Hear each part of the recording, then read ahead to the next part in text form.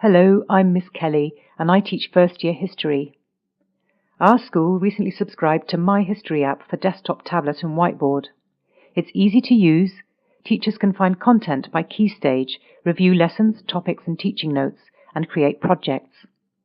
Students can access it at home and at school through the My History app website using their universal login.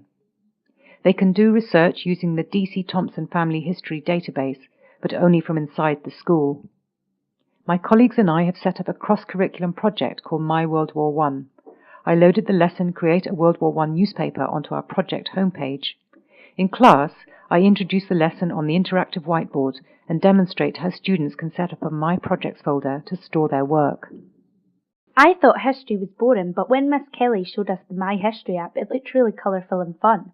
She wants us to create a newspaper about Dundee during World War I. I like that we can decide what to write. Miss Kelly said to look at the British newspaper archive to find interesting stories from that time. There was also a section all about World War I.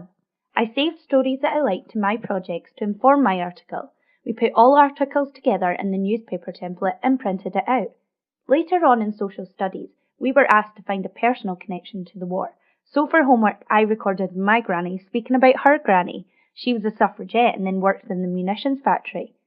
In class next time, I used Find My Past to search her name and find out when and where she was born.